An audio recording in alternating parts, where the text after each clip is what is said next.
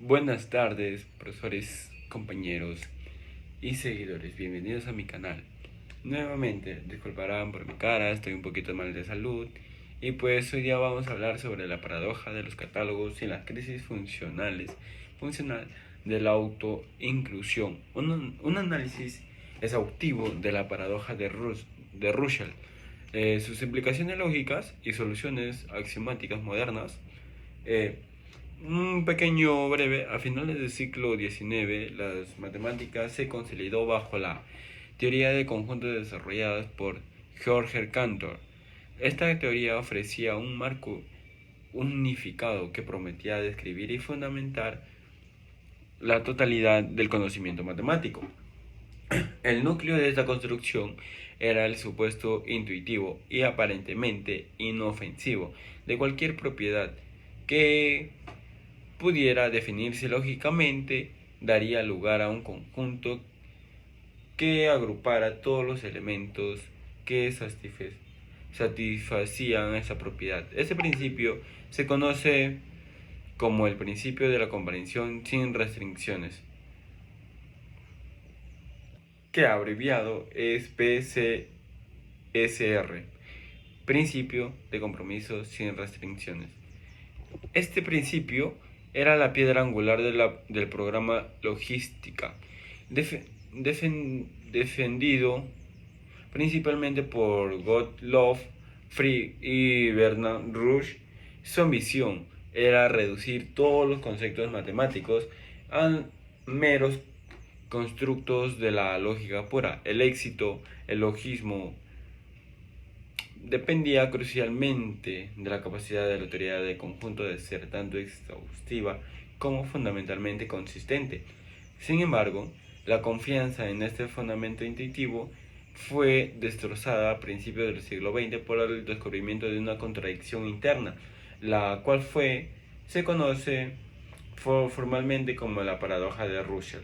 La paradoja de los catálogos es una analogía popularizada por Bertrand Russell para presentar el problema de autoinclusión y la inconsistencia lógica resultante de manera accesible, despojada de su formalismo matemático. Esa analogía permite comprender como una definición aparentemente inocua cómo se aplica a sí misma, genera un bucle irresoluble. El escenario propone que un bibliotecario debe clasificar todos los libros de la biblioteca en dos estanterías, basadas en si el libro hace referencia en sí mismo.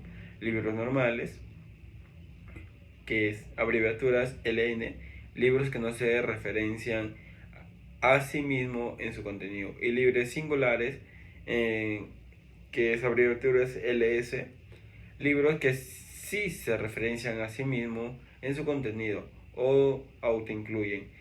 El bibliotecario procede a compilar un catálogo general con una lista exhaustiva de todos los libros normales. El problema surge inmediatamente las preguntas donde deben clasificarte este nuevo catálogo, ya que C es por sí mismo un libro que debe encajar en una de las estanterías. La paradoja demuestra que C es inherente e inclasificable, desafiando las premisas de que todo libro debe estar en una de las dos categorías. También tenemos el paso de la analogía bibliotecaria. El formalismo de la teoría de conjuntos permite exponer la contradicción de su forma pura, identificando la autoinclusión como el factor causante de la inconsistencia. El autoinclusión, el autopertenencia, X, al revés, X, es la propiedad de un conjunto de ser un elemento de sí mismo, aunque conceptualmente extraña, un conjunto de sillas no es una silla. Algunos conjuntos naturales, en la teoría ingenua, si se autoincluyen, por ejemplo, el conjunto de todas las cosas que no son una silla es ciertamente una cosa que no es una silla. La paradoja Russell se construye no sobre conjuntos que se autoincluyen, sino sobre el concepto de no autoinclusión. El problema central radica en el poder limitado otorgado por el principio de comprensión sin restricciones. Este principio, fundamental en el sistema lógico de Frege, garantizaba que para cualquier propietario expresable en el lenguaje existía un conjunto a cuyos elementos eran precisamente aquellos que satisfacían. La paradoja Russell demostró que la teoría de conjuntos ingenuos no era un fundamento seguro para las matemáticas. El concepto de definir una colección basada en una propiedad de exclusión y luego aplicar esa propiedad a la colección resultante es un ejemplo de la técnica. Tamaño se construye en un objeto que se diferencia de todo lo demás por su propia regla definitoria, provocando un colapso cuando se aplica a sí mismo. El colapso de la consistencia tiene consecuencias devastadoras en lógica formal. Si un sistema permite probar una contradicción, una proposición y su negación, entonces, bajo las reglas de lógica clásica, cualquier afirmación que se puede ser aprobada como verdadera, este fenómeno se reconoce como el principio de explosión, el falso Watt-Dilbert. Como se ha señalado, la inconsistencia implica que el sistema se vuelve completamente inútil, ya que puedes probar literalmente cualquier cosa, como 0 es igual a 1.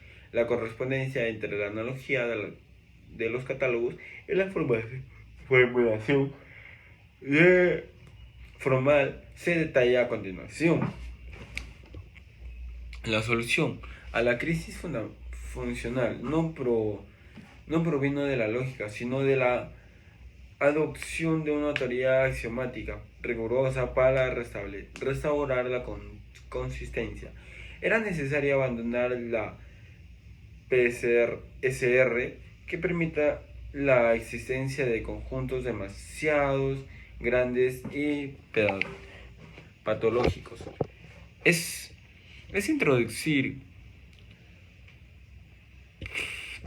axiomas que permitieron construir todos los conjuntos matemáticamente necesarios, pero que bloquearan explícitamente la posibilidad de la autoinclusión. La teoría predominante y universalmente aceptada hoy es la teoría de Zermelo-Fraenkel con la axiomía de la elección, SFC.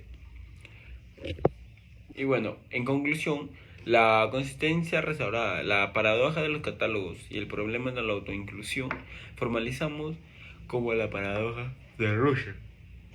Representan el punto de inflexión más dramático en la historia. ¿Por qué?